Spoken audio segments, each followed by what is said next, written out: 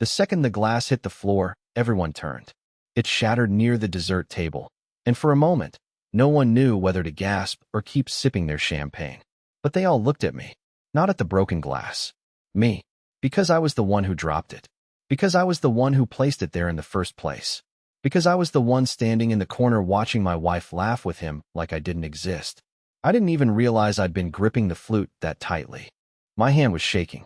The stem snapped somewhere between "haha, you're so bad," and her placing her hand, her warm, wedding ring-wearing hand, on his chest like it was muscle memory. He wasn't even handsome. That's the part that stings the most. He looked like the kind of guy who thinks he's handsome. Hair slicked back with a little too much effort. Teeth a bit too white. Shirt a bit too tight.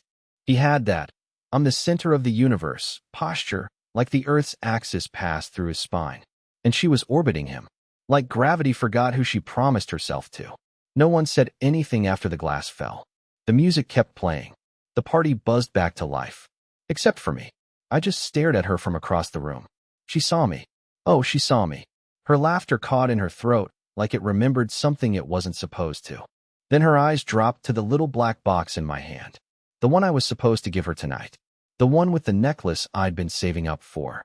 The one I was going to surprise her with during the toast, like an idiot who still believed in movie endings. But instead of toasting, I was just standing there, surrounded by strangers, holding a crushed wine glass in one hand and a wasted second chance in the other. She took a step toward me, and that's when I turned around. I didn't leave. Not yet. Because she hadn't even started lying yet. And I wanted to hear every word of it. She followed me out of the ballroom like nothing had happened.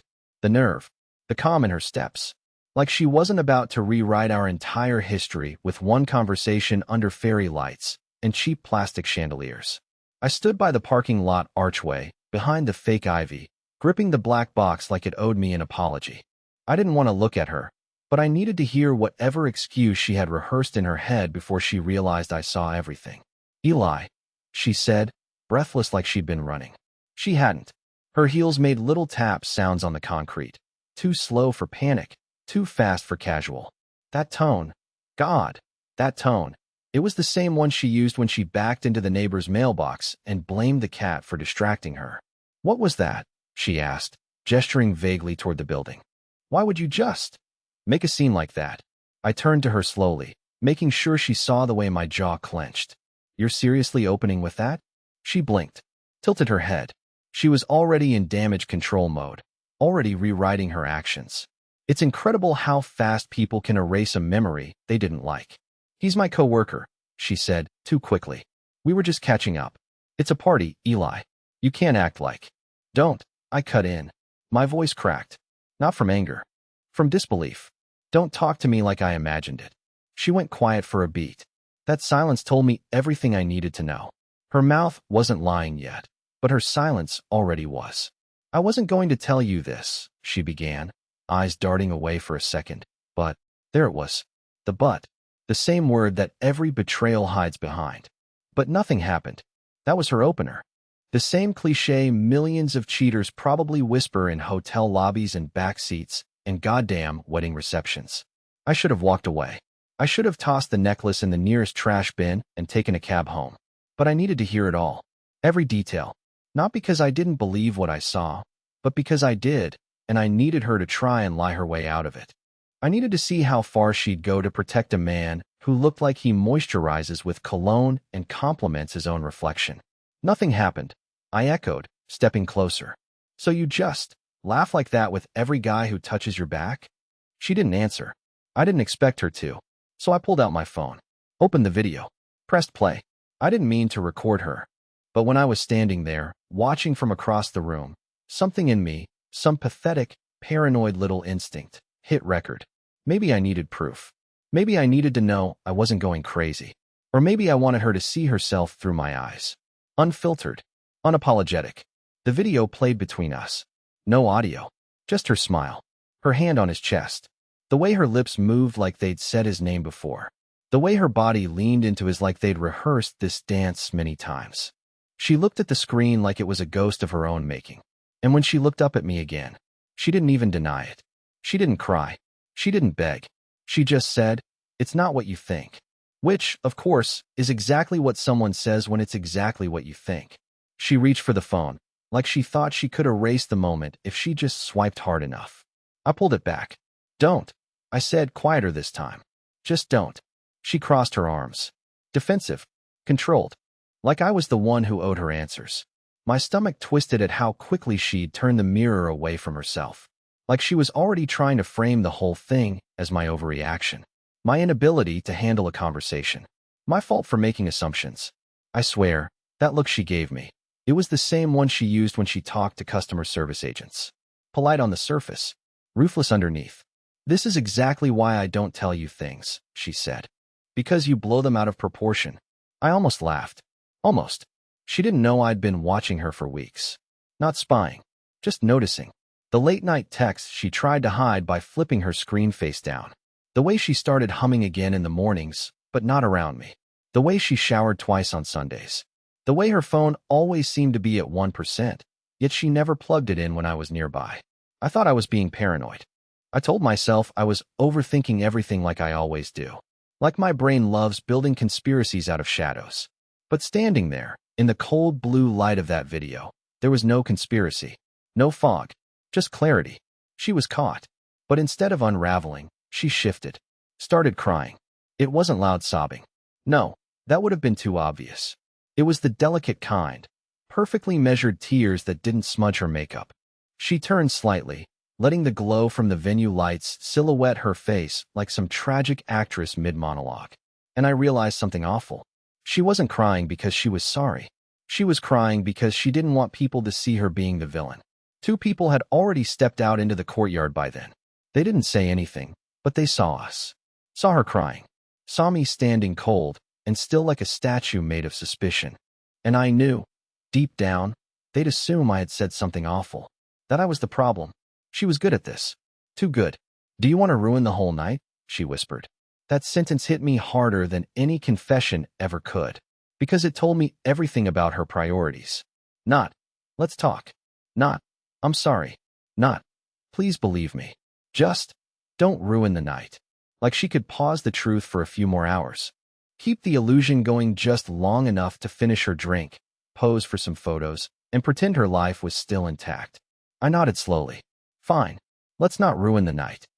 Her eyes lit up, relieved, confused, curious all at once. Then I smiled. A real one. Not warm, not soft.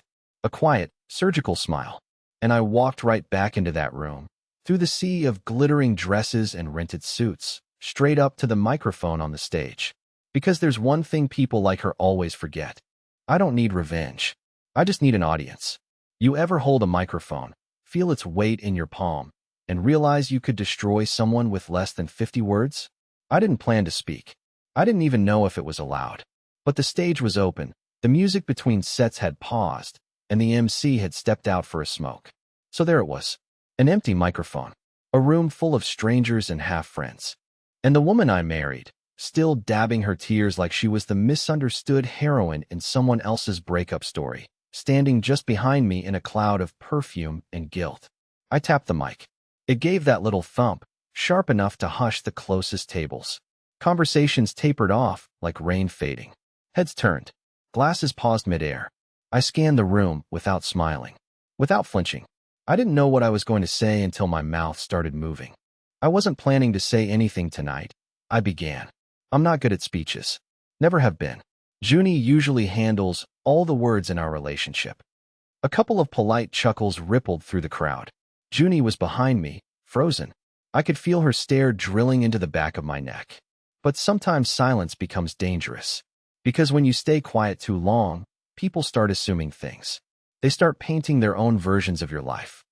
I looked down at the necklace box in my hand. Still unopened. Still warm from my fist. I was going to give this to her tonight. I continued, raising it slightly. Something small. Symbolic. A reminder. I thought maybe we could restart something that's been tired lately. But then I realized something. My voice didn't waver. It didn't need to. You can't restart what's already been rerouted. That line landed. I didn't mean for it to sound poetic, but it did. People leaned in. The room got impossibly quieter. So I thought, maybe I shouldn't give it to her at all. Maybe someone else deserves it. A ripple of confused laughter. A few murmurs. But I'm not here to make a scene. That would be cruel. And I'm not cruel. I'm just awake now. I looked directly at Junie. Her mouth was slightly open. Her arms crossed, but her fingers twitching. This is a beautiful night. For some of us, it's a celebration of new beginnings. For others, it's a reminder. I stepped off the stage. Didn't drop the mic, didn't need to. That would have been childish. Instead, I walked back into the crowd. The air moved differently around me now. People stepped aside like I was radioactive. Some whispered. Some avoided eye contact. One woman, I think her name was Ray, reached out and touched my arm as I passed. Just a little touch, like I saw it. I know. I didn't go back to Junie. I didn't need to. She was already unraveling. But she wasn't done yet. Because the worst thing about being caught isn't the fallout. It's the scrambling. The panicked improvisation. The lies you throw into the air, hoping one might stick before everything crashes. And Junie? She wasn't going to go down quiet. Not her. It took her exactly 3 minutes to follow me outside. Not because she was gathering her thoughts, no. She was calculating. That's what she does when she's cornered. Junie never yells, never explodes. She rewrites. She edits reality mid-sentence.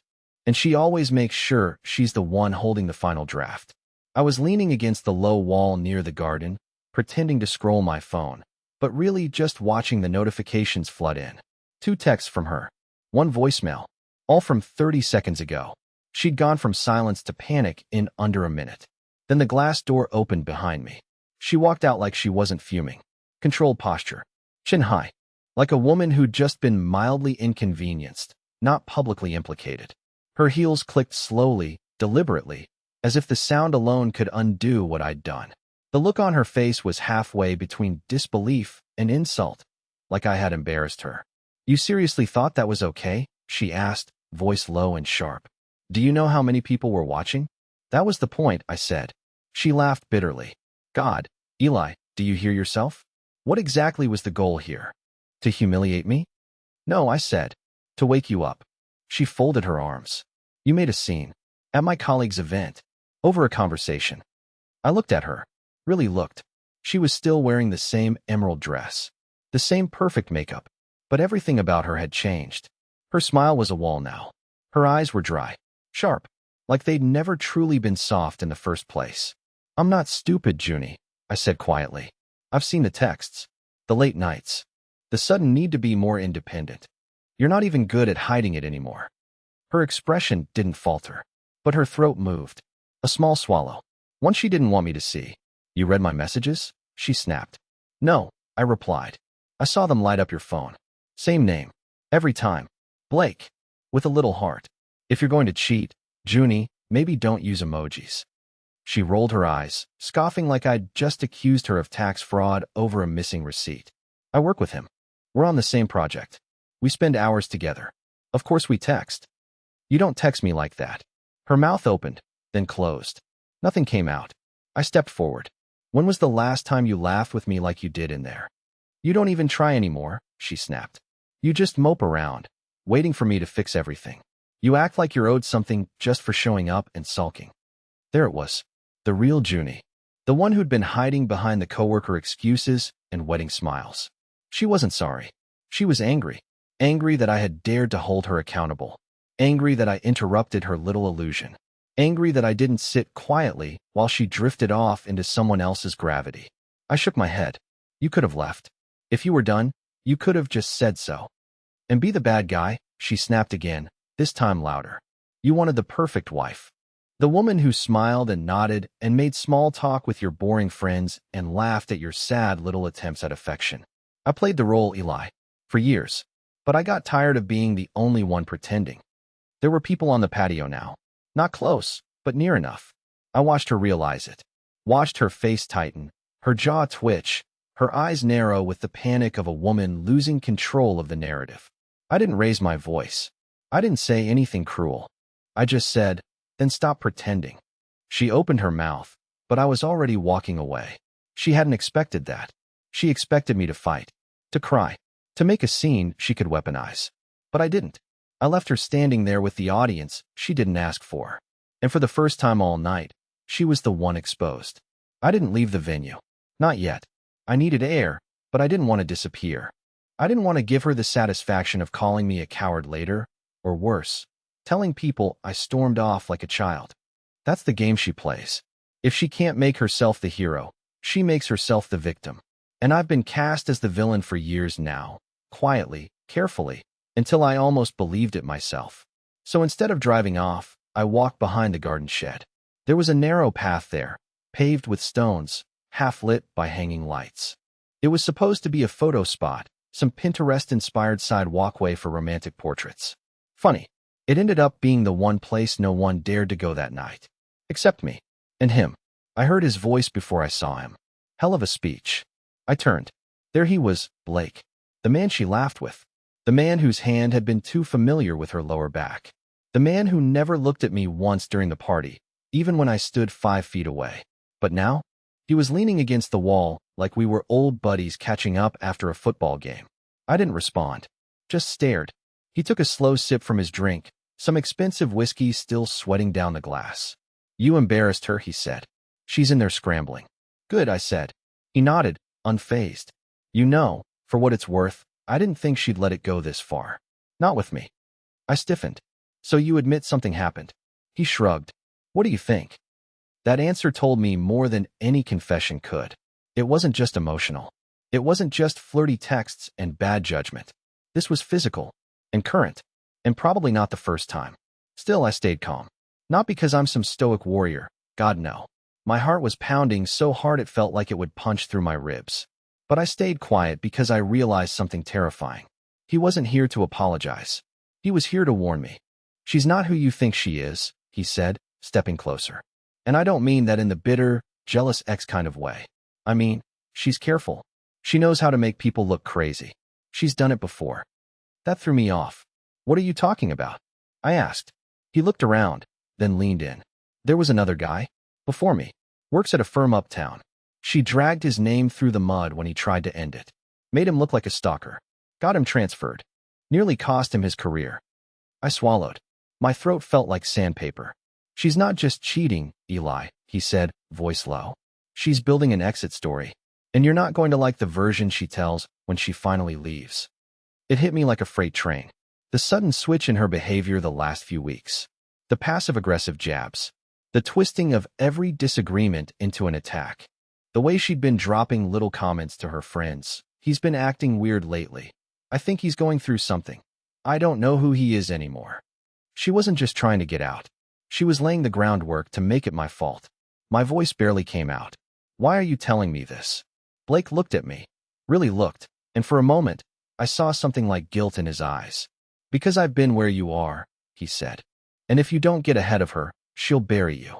He tossed back the rest of his drink, gave me a nod, and disappeared down the path. And I was left there, standing in the dark, replaying every conversation, every argument, every time she twisted my words until I sounded like the bad guy. Blake wasn't just her mistake. He was a preview, and I was next in line. I didn't say a word on the drive home. She tried. Of course she did. Junie hates silence. She fills it with excuses, fake concern, or questions that aren't really questions. Halfway through the ride, she reached over to touch my arm. I flinched. Not dramatically. Not enough to start a fight. Just enough to make her pull her hand back like I was a stray dog she finally realized might bite. She gave up after that. When we got home, she went straight to the bathroom, claimed she had a headache. I stood in the hallway like a guest in my own house, staring at the closed door. I could hear her running the shower, not getting in, just letting the water fall. She always does that when she needs a buffer. The sound helps her rehearse, helps her cry safely without being heard, helps her build the next version of herself. I sat on the couch in the dark, not watching TV, not scrolling, just sitting, thinking. Blake's words kept echoing in my head. She's building an exit story. She's done it before. And suddenly everything made sense. All the little manipulations. The way she'd been talking to her friends recently.